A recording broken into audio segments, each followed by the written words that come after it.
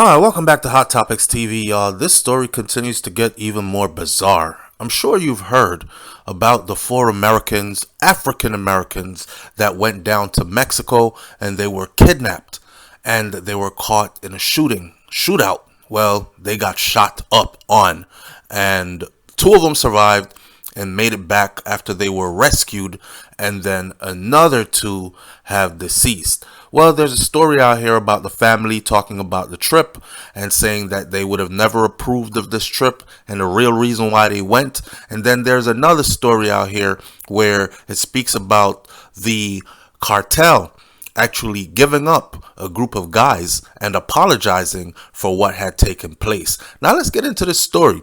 Before we do that though, please hit that subscribe button and click the bell next to the subscribe button to help the channel to grow, and also for you to be notified every time a new video goes up on Hot Topics TV.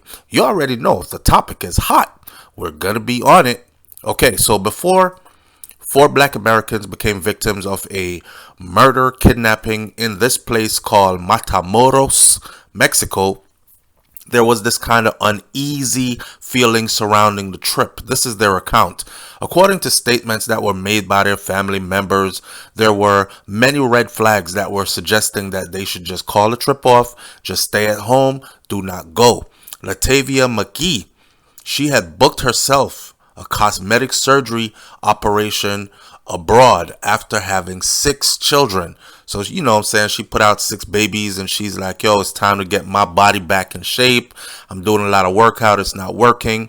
So maybe some workout and proper dieting along with getting some cosmetic surgery done, it'll get me there faster. I mean, it's the fashion, it's the thing to do nowadays. Now, according to AP News, she had been to the doctor before in 2021, to the same doctor. So she went there already. It wasn't like it's her first time in her life ever going to that part of the world.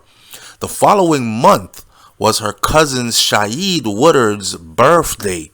So the two of them, along with a dude named Zindell Brown and Eric Williams, they decided, hey, let's take a trip. Let's turn it into a road trip. Let's rent a minivan, drive across the border, turn it into a road trip. We could celebrate his birthday and I could get my procedure done. And, you know, we'll make a good deal of the whole trip all together. So the clinic was right along the border, the southern border in Mexico, in a state called Tamaulipas. Brown had a bad feeling about the trip and told his older sister that, yo, we should not go. I don't know. I just got this feeling like something ain't right. We need to abandon this trip. This is what he said. Something is just doesn't feel right. His older sister, Zalendria Brown, told the Associated Press over the phone that that was the last thing that we spoke about. He said, something ain't right. I don't know. I think we should abandon this trip. Now, hopping into protection mode for the man so close to her that she called him her hip bone. That's what she called him. You know, when somebody is close to you and you like, yo, this is my right hand man. Well, she called him her hip bone. Brown, her brother, urged her. Brown urged her brother to not take the trip that was planned earlier that month. As someone known to help others, however, Brown wasn't surprised that her sibling shook off the feelings that she told him and offered to drive with the group of childhood friends on a road trip to Mexico, where one was scheduled for the cosmetic surgery and another one planned on celebrating their 34th birthday. He's a friend, right? And he's that type of friend. He's going to ride with his group. Plus, you know, when family members tell you, I got a bad feeling about this trip, and you go anyways and you have fun, and you're like, you're too scared. You're too scared to live life to the fullest. You're too scared to have fun, too scared to get out there and explore. You always have a bad feeling about everything. I'm out of here. So this wasn't the first time, right? But this time, that hunch, that feeling, it was right. Brown's mother, Christina Hickson, said that she didn't know about that trip, but that if she had, she would have advised her son not to go. I don't know why she would have advised her son not to go. Maybe because she doesn't like Mexico, as in she thinks it's not safe. Now, Brown and Woodard, They were both shot and killed in the attack by the drug cartel. Remember, Brown is the one whose sister was telling him, yo, I got a bad feeling about this. I think y'all should call the trip off. All of them had known each other all throughout their childhood. We're talking about from before elementary school age, like grade school age, they had known each other from. When I found out that he was en route in Mississippi, I should have never allowed him to get in that truck. McGee's mother previously told the reporters that she had a bad feeling about the trip as well, and she warned her daughter also not to go. So not only was Brown's sister warning him, I got a bad feeling about this trip, I don't know, something is not right. Also, McGee's mother was warning her about the trip as well. I got a bad feeling about this trip. This is like spooky as hell. This is like some bad omen. So many people, multiple people who are close to you are telling you, I got a bad feeling about this trip. Williams' mother told AP News that her son has never left the country before. This would be his first time leaving the country. The four weren't aware of the dangers of traveling through that area. A fifth person who's spoken out for the first time since the incident, Cheryl Orange, says that she was stuck in Brownsville, Texas, because she had forgotten her ID and she couldn't cross the border. She told the news reporters that she expected the group to drop off McGee to her appointment and return in 15 minutes, though they never made it to the clinic at all. After a few hours, Orange contacted the police concerned about their safety.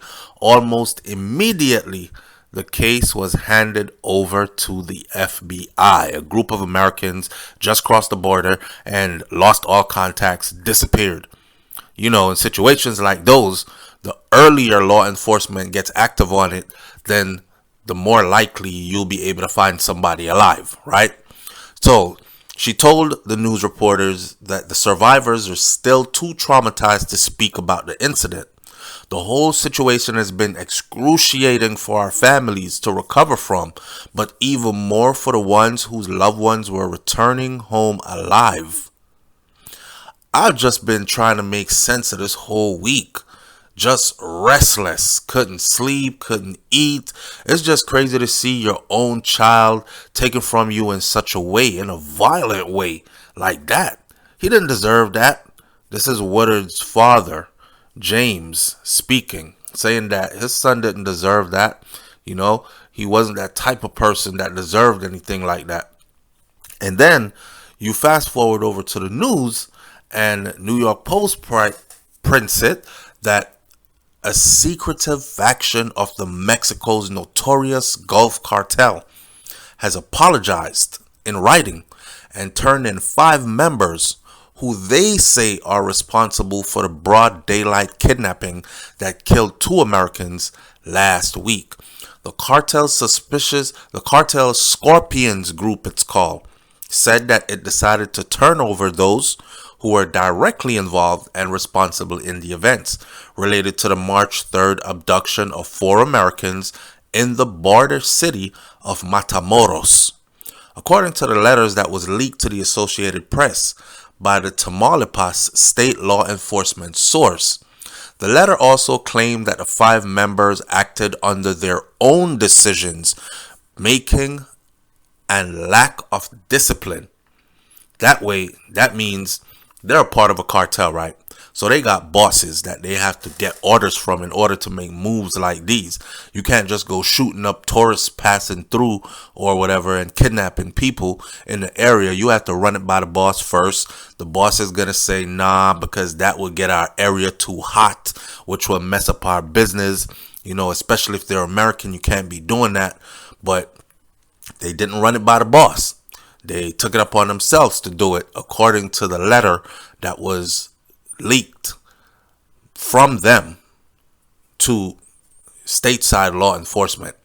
So they attacked the victims, Latavia Tay McGee, and then Shaywood Woodard, and then Zindell Brown, and then Eric James Williams. McGee and Williams, they were found injured, but they were still alive in a dingy old shack that, they found them with one dude standing on the outside of the shack holding a rifle. Somebody put him there and told him to guard them. We'll be back. And law enforcement came instead. Sad situation. The ambush letter states that went against the Gulf Cartel's policy. They went against our policy of respecting the life and the well-being of the innocent. The Tamaulipas source also showed the outlet a photograph of the 5 men who were implicated. They were laying down on the ground, bound, face down, feet and hands tied, and all that. Like, here, we're turning them over to you. A separate source, which is a state security official, told the news media that the men were found tied up in a vehicle that is at the center of the kidnapping investigation. Mexican officials did not immediately confirm the reports. News of the possible arrest comes amid reports that the Mexican law enforcement is now pursuing a possible drug trafficking motive for the abduction, which some experts initially speculated was a tragic case of mistaken identity. That was the initial speculation. Tragic case of mistaken identity. But the law enforcement in Mexico are gearing up to pursue a possible drug trafficking motive. Here's the thing. I said this from the beginning. All 4 victims, both 2 that are dead and the 2 that survive, they were childhood friends from South Carolina, but all 4 of them had prior arrest records for drug-related incidents. A couple of them have pretty lengthy rap sheets concerning drug activities. Now, Matamoros is located near the border town of Brownsville, Texas. So you could pretty much slip across the border, get what you got to get, connect with the plug, come right back. Texas is a hot zone for the Gulf Cartel's ultra-violent war against its rivals, which are the Zetas. They live off of extortion money in this area. They live off of kidnapping and protection money in this area. And this is information that's coming from an author called Guadalupe Correa Cabrera. He told the Post of the Gulf Cartel, which has controlled this region for almost 100 years.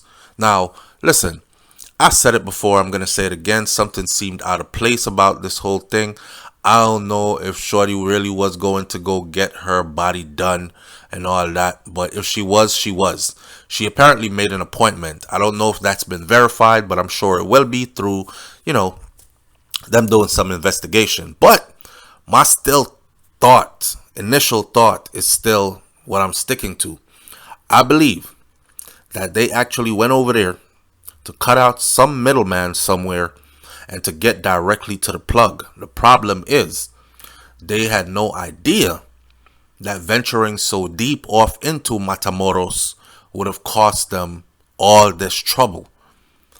They had no idea that this area was controlled for almost 100 years by a certain cartel, faction of the cartel. They had no idea that these people exist off of extortion, kidnapping, and protection money. That means they kill for protection. They kill for money, right? Kidnapping, extortion, and protection. That's what they deal with in this area. Had they gone straight to the place where she was supposed to do the body augmentation surgery, they probably would have been all right. There should have been a 5th victim with them, which was another female. I know she's thanking her lucky stars. She somehow lost or forgot her ID somewhere, and she was not allowed to cross the border.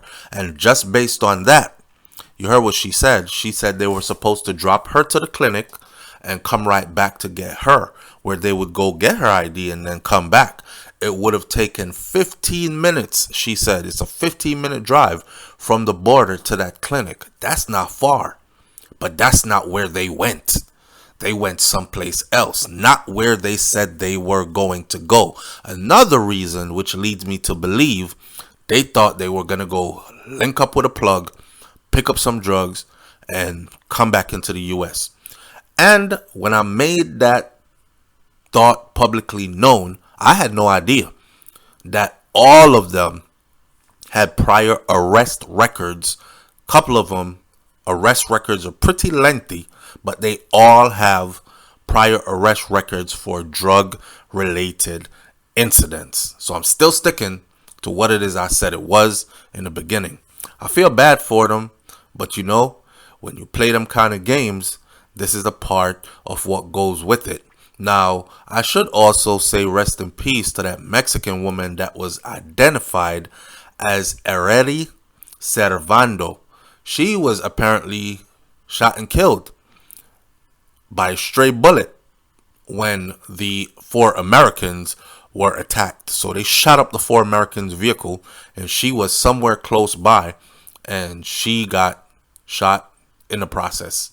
So my condolences goes out to her. Another casualty of war, which you probably won't hear much about. They'll bury her, keep a funeral, and life will keep rolling on. Y'all be careful out there when you decide to play certain games. And I still don't believe that this was just some random trip into Mexico to go get some body augmentation. It's deeper than that. But we'll wait to see. Leave your comments in the comment section below. Tell them what you think about this one, and I'll catch you on the next video. Hit that subscribe button. It's Hot Topics TV. You already know if the topic is hot, we are on it. I'm out. Peace.